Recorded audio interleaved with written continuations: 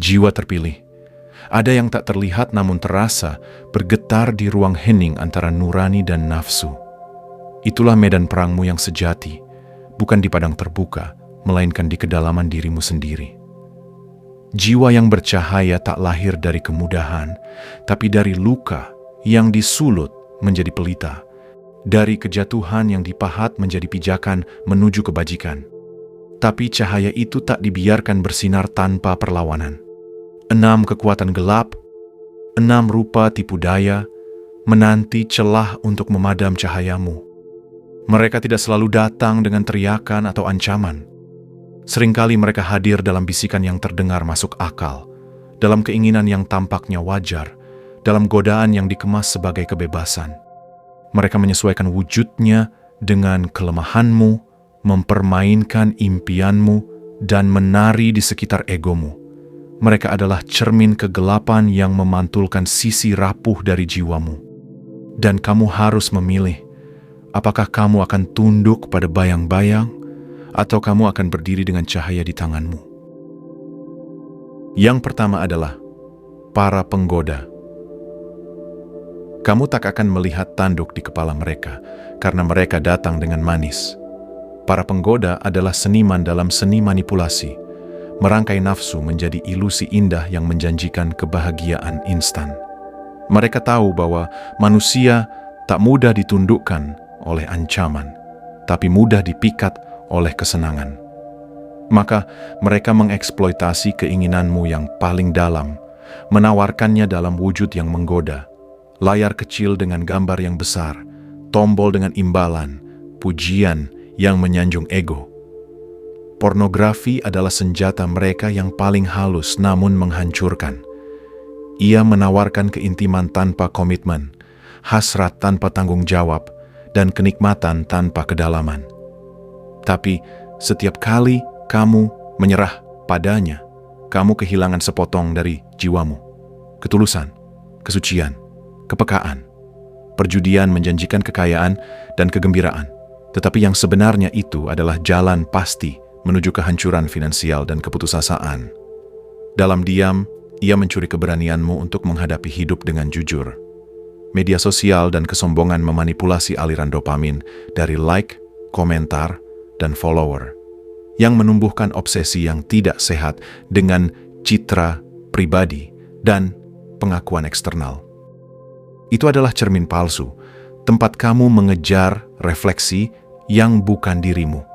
Setiap klik, setiap tawa, setiap kegembiraan instan yang mereka tawarkan adalah belenggu yang dibungkus dengan pita kebebasan. Kamu tak sadar sedang dijinakkan oleh kemudahan. Ketika kesenangan menjadi tujuan, kebenaran menjadi gangguan. Jiwa bercahaya tak takut pada kesenangan, tapi tahu kapan menolak ketika kesenangan itu menghancurkan jiwa. Para penggoda tahu bahwa mereka tak bisa mematikan cahaya dalam dirimu secara langsung. Jadi mereka menawarkan cermin yang membelokkan sinarnya, perlahan, sedikit demi sedikit, sampai kamu lupa betapa terang kamu bisa bersinar. Mereka tidak membakarmu, mereka hanya membuatmu dingin perlahan. Kedua, para pemakai topeng kesalehan.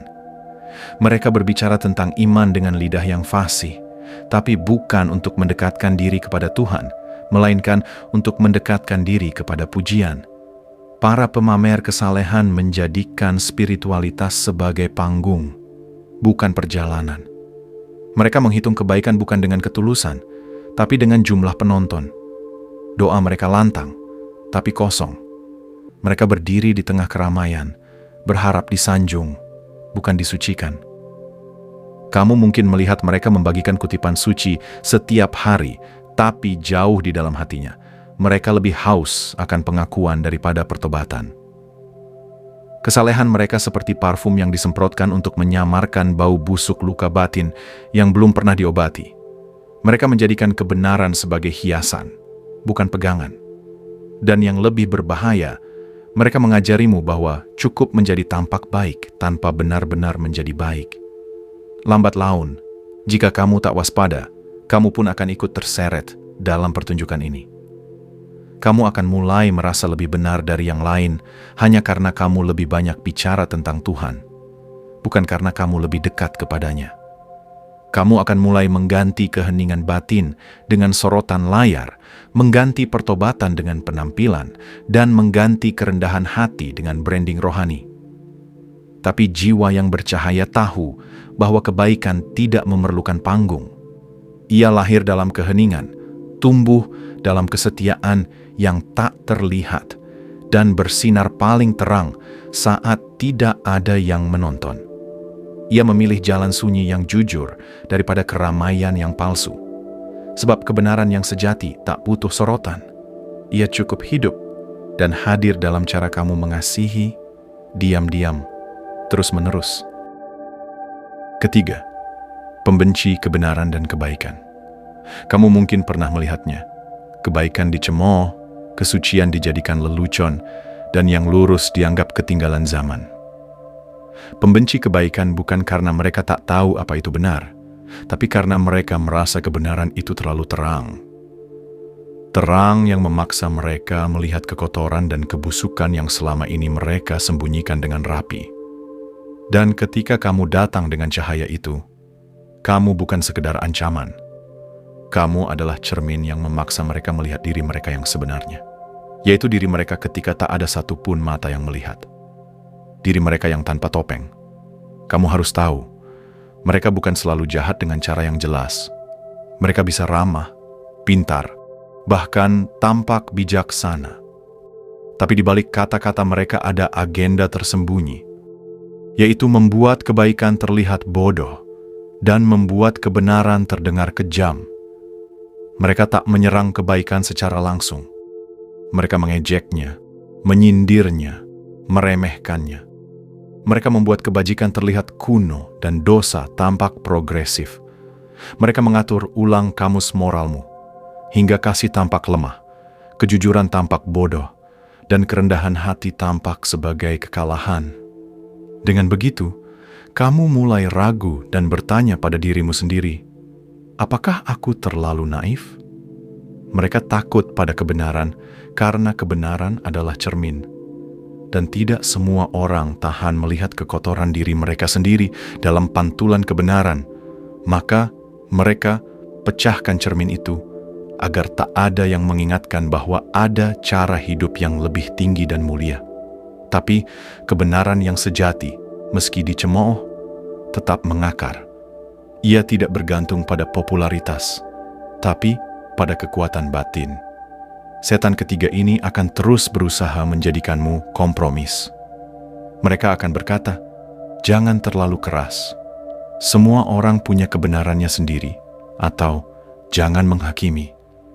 Tapi kamu harus tahu, ini bukan tentang menghakimi, ini tentang bertahan.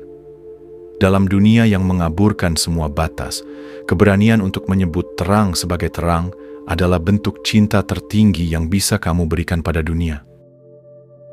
Keempat, penyembah berhala. Kamu tahu jenis mereka. Mereka yang hidupnya berputar di seputar angka, gelar, aset, pencapaian. Mereka yang tersenyum di depan kamera, tapi menangis dalam keheningan. Para penyembah berhala di zaman modern. Mereka sujud pada segala hal yang bisa mereka simpan, tunjukkan, dan banggakan. Uang menjadi Tuhan, jabatan menjadi nabi, dan ego menjadi imam besar dalam altar hidup mereka. Bahaya mereka tidak terletak pada kesuksesan yang mereka raih, tapi pada makna yang mereka tanamkan di dalamnya. Mereka membuatmu percaya bahwa nilai dirimu setara dengan jumlah follower, gaji, status sosial, atau mobil yang kamu kendarai. Mereka membungkus jebakan mereka dengan istilah seperti visi, ambisi, atau passion. Padahal sesungguhnya itu adalah bentuk lain dari ketamakan yang disepakati bersama. Bahaya mereka terletak pada logikanya yang tampak rasional. Kerja keras, target, impian besar. Tapi tanpa arah spiritual, itu semua jadi pusaran tanpa dasar. Mereka mengajarimu untuk mengejar, tapi lupa mengajarkanmu kapan merasa cukup. Mereka membuat kamu takut miskin, takut kalah, takut tidak relevan. Padahal jiwamu hanya butuh makna, bukan kemewahan. Jika kamu tidak waspada, kamu bisa tertular. kamu bisa mulai merasa gagal hanya karena kamu tak memiliki apa yang mereka miliki. Kamu bisa merasa Tuhan tak berpihak hanya karena hidupmu tak semewah mereka. Tapi ketahuilah ini, wahai yang terpilih. Keberhasilan sejati bukanlah seberapa tinggi kamu mendaki, tapi seberapa dalam kamu tetap terhubung dengan jiwa yang murni. Harta mereka adalah fata morgana. Istana mereka dibangun di atas pasir waktu yang tinggal sedikit lagi. Pada akhirnya, semua yang mereka kejar pasti ditinggalkan. Sebagaimana mereka ketika lahir, seperti itulah ketika mereka mati, tidak membawa apa-apa. Jangan iri, jangan tergoda, jadilah berbeda. Karena kamu dipanggil bukan untuk menimbun, tapi untuk memberi. Bukan untuk mengumpulkan mahkota dunia, tapi untuk membangun kerajaan di dalam hati dan di tempat yang abadi. Kelima, para pencemooh dan pengejek. Mereka tak datang untuk mendebat kebenaran, tapi untuk menertawakannya. Dengan kata-kata yang terdengar pintar dan sikap acuh yang memikat, para pencemooh berusaha membuat kamu merasa bodoh karena percaya. Mereka akan bilang iman itu dongeng, bahwa doa hanya pelarian, dan bahwa hidup ini hanya tentang apa yang bisa dibuktikan. Tapi di balik sinisme mereka, ada luka yang belum sembuh. Ada ketakutan akan kemungkinan bahwa Tuhan itu nyata, dan bahwa mereka telah mengabaikannya. Mereka memakai akal bukan untuk mencari kebenaran, tapi untuk menghindarinya. Dengan logika yang dibungkus kesombongan, mereka merobek-robek apa yang suci, menganggap iman sebagai khayalan. Kata-kata mereka tajam, tapi kosong. Mereka membungkus ketakutan dengan sarkasme dan luka dengan ejekan. Mereka takut pada kebenaran, karena kebenaran menuntut perubahan. Dan perubahan butuh keberanian untuk mengakui bahwa diri ini belum selesai. Jika kamu lemah dalam kepercayaanmu, tawa mereka akan mengoyakmu. Mereka membuatmu malu menjadi baik, merasa ketinggalan jika hidup dengan tulus.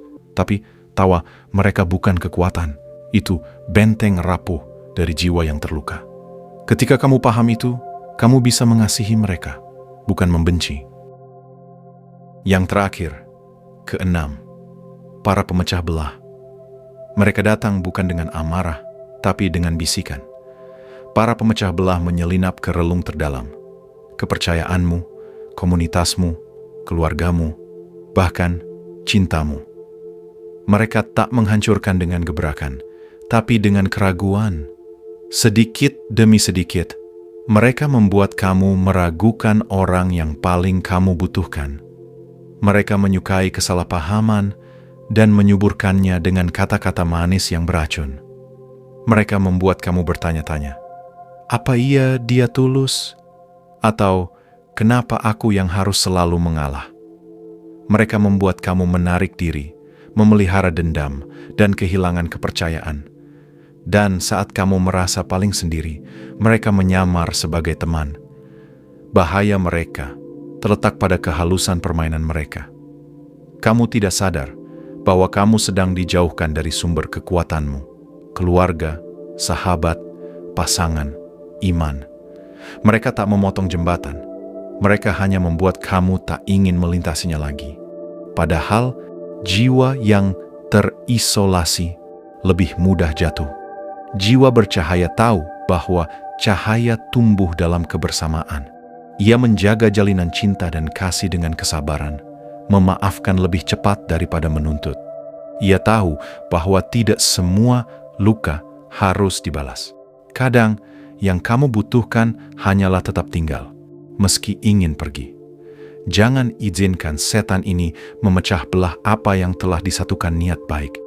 Jangan cepat percaya pada kecurigaan. Uji segalanya, tapi jangan kehilangan kelembutan. Karena dalam dunia yang penuh ketidakpercayaan, kamu yang terpilih dipanggil untuk menjadi jembatan, bukan jurang.